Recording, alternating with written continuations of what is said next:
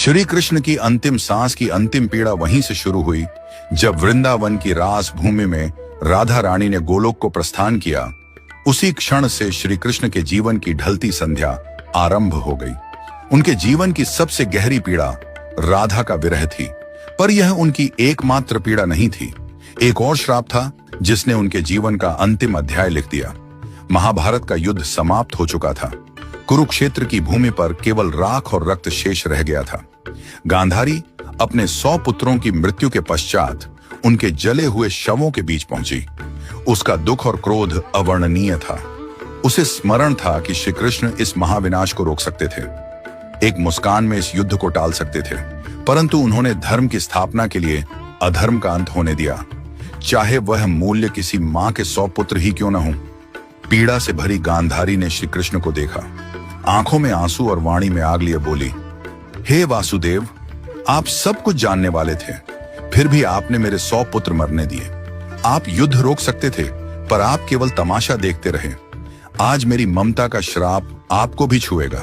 जैसे मेरा वंश समाप्त हुआ, वैसे ही आपका यदुवंश भी नष्ट होगा और आप अपनी मृत्यु अकेले अपनों से बिछुड़कर एक तीर की पीड़ा में अनुभव करेंगे। श्री कृष्ण ने गांधारी का श्राप शांत मन से स्वीकार किया, क्योंकि वह जानते थे यह भी उसी लीला का भाग है। जिस न्याय को वह लेकर आए थे, उसी न्याय की अग्नि अब उनके अपने कुल को भस्म करेगी। गांधारी का श्राप, राधा का वियोग और यदुवंश का अंत, यही वह अंतिम चरण था जिसने श्री कृष्ण के मानवीय रूप को सबसे गहरे दुख से भर दिया। त्रेता युग का वचन। त्रेता युग में श्री राम रावण वध कर अयोध्या लौटे। राम राज्य की स्थापना के बाद एक संध्या को अयोध्या के समीप एक तपस्वी राक्षस आया। नाम था जरासुर।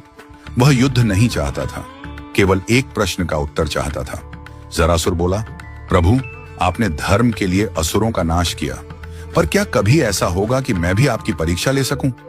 क्या कभी मुझे अवसर मिलेगा कि मैं आपके मार्ग में अंतिम बाधा बन सकूं? राम मुस्कुराए।